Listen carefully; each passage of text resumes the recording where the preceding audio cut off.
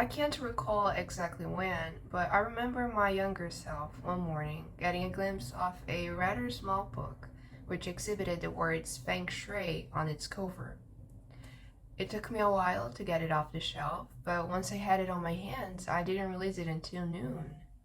Now, if you're curious, Feng Shui is a Chinese practice used by designers to organize the furniture in our rooms so it can organize our destinies.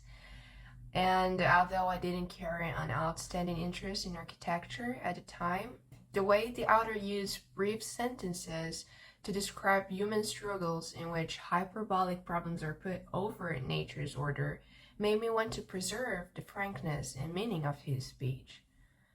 Today, to talk about the disadvantages of acting contrary to nature, however, I want to share the philosophy of Stoicism and how it can make you stop looking at nature's given conditions with disturbed eyes.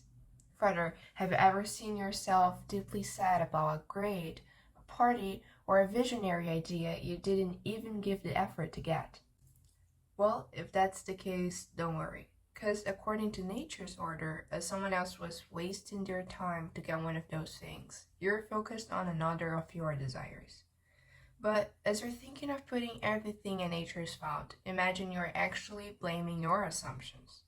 According to this really interesting philosopher, if you desire something that is not up to humans, then you are bound to be unfortunate, meaning that in a world where there is no lucky and unlucky people, assuming that you are naturally correct is incoherent.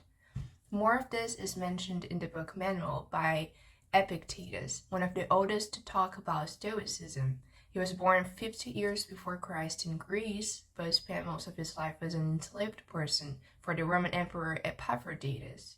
And even under those conditions, he was able to picture the idea of nature as the one life factor that can't be in our control. That's right, the only one, and the other ones were further imposed by Marcus Aurelius, a real Roman emperor. During his agitating life fighting with invisible Germanic hordes, he thought about how the word Stoic wasn't just a synonym for a brave and withdrawn person, as he was called himself, but a way to label someone who would never get contaminated by anxiety. And at the same time, he thought that hope was an enormous enemy to any human that ever wanted to achieve inner peace.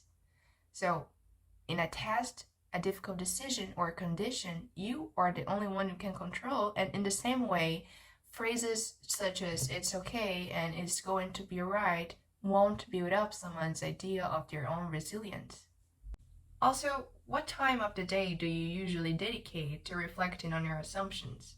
Don't tell me you'll only stop to think how messy your current state is once you get affected by a powerful storm, an angry dog, or, as I have said before, a bad grade you weren't expecting. Don't tell it either to Seneca, as Nero's, a Roman dictator tutor, was forced to enter a bathroom and kill himself with a sharp knife, but instead of rebelling, he just said, "What need is there to whip over parts of life? The whole of it calls for tears." And although this may seem a lot, Seneca contributed to Stoicism as a school of thought by suggesting that we spend a paltry amount of time buying things we don't need and that we would actually regret if we ever stop to think about the shortness of life. As we reach the end of this speech, I don't expect you all to be interested in Stoicism. But why consider it a fundamental philosophy in our lives, you could ask? Easy. It will make your life easier.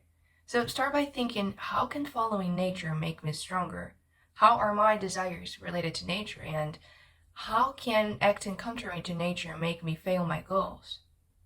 Then dedicate time to build up worst case scenarios and expect humiliation, infamy, betrayal, and theft. Finally, as someone who has only read the 3 major books of Stoicism, I can confirm that almost no material is needed for a happy life. And I'm clearly not the only one who thinks so. As a matter of fact, during the pandemic, ebook sales of Meditations by Marcus Aurelius and Letters from Seneca went up 356%. So, if you want to get a fresh start in philosophy, I truly recommend starting by those pieces. Thank you, and I hope I convinced you about Stoicism.